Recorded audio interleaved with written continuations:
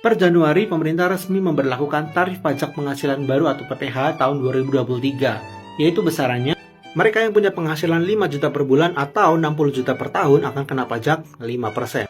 Sementara dengan penghasilan tahunan 60 sampai 250 juta akan kena pajak 15%. Penghasilan 250 sampai 500 juta per tahun pajaknya 25%. Penghasilan di atas 500 juta sampai 5 miliar per tahun pajaknya 30%. Sedangkan penghasilan di atas 5 miliar pajaknya adalah 35%. Nah, tapi supaya nggak salah sangka ya guys, cara ngitungnya itu nggak kayak bulat-bulat gitu 60 juta kali 5%, nggak gitu cara ngitungnya. Ada namanya PTKP dan juga berlapis. Jadi kalau misalnya penghasilannya misalnya 500 juta per tahun, nggak langsung 500 dikali 30%, nggak gitu ya, tapi ada lapisannya. Nah, kayak gini cara ngitungnya. Kalau penghasilan kamu 5 juta, disetahunkan artinya 60 juta ya guys. Nah, ada PTKP-nya itu 4,5 juta per bulan alias kalau setahun 54. Nah, jadi dalam 1 tahun ini dikurangi 60 dikurangi 54, 6 juta. Nah, 6 juta inilah yang kena pajak 5%.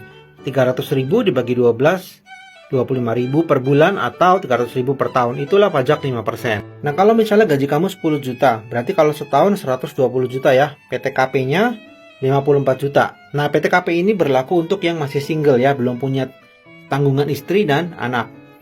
Nah, berarti 120 dikurangi 54 juta, 66 juta. Nah, ini kan sudah masuk ke layer kedua ya, yang di atas 60 juta. Jadi cara hitungnya, yang pertama 60 juta pertama, ini dikali 5% dulu. 3 juta per tahun. Lalu yang sisanya, yang 6 juta kelebihannya itu, baru dikali 15%. Jadi bukan dari 66-nya yang dikali 15%, nggak gitu ya. 6 juta dikali 15% ketemu angka 900. Jadi total pajak tahunannya 3.900.000 untuk yang bergaji 10 juta per bulan atau 120 juta per tahun. Kalau gaji kamu di bawah 5 juta per bulan berarti bebas pajak ya guys. Gimana menurut kamu?